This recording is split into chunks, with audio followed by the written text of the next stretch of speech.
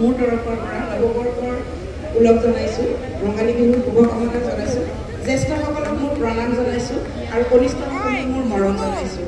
মই এইখন বিহু পুৰণা, মই 86-87ৰ সম্ভৱ একেৰাহে 3 বছৰ শ্ৰেষ্ঠ নাচনি হৈছোঁ।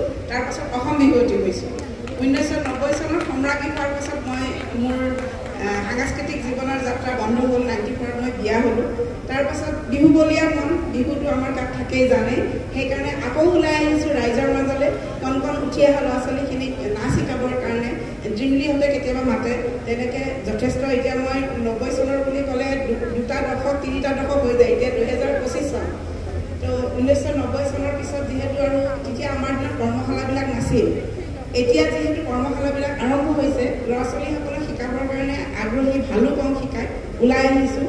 আৰু আপোনালোকে যিটো বোৱাৰী বিহুৱতী আৰম্ভ কৰিছে, সঁচাকৈ আপোনালোক ধন্যবাদৰ পাত্ৰিকা। কিহৰ কাৰণে?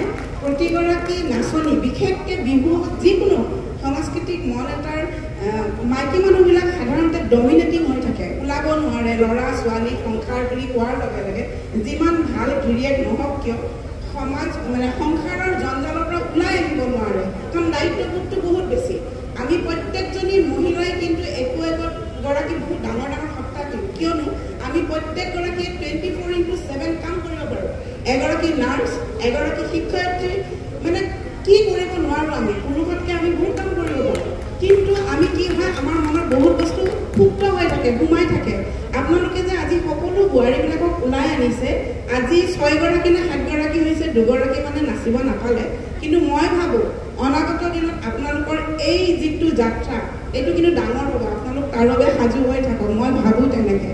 কাৰণ নাচিবৰ মন সকলোৰে আছে, নাৰী জাগ্ৰত হৈছে, ওলাই অকল নাচ বুলিয়ে নহয়, কোনোবা আৰ্ট কৰি ভাল পায়, কোনোবা কিবা বস্তু বনাই ভাল পায়, কোনোবাই সাজপাৰত এতিয়া যোগদান কৰিব, তেনেকৈ মই ভাবোঁ। সেইকাৰণে আপোনালোকে যিটো সাহস দিছে, আপোনালোক সঁচাকৈ ধন্যবাদৰ পাত্ৰী। মই আপোনালোকক সঁচাকৈ নমন কৰিছোঁ। ধন্যবাদ। এইখিনি মই মোৰ বক্তব্য সামৰণি মাৰিছোঁ।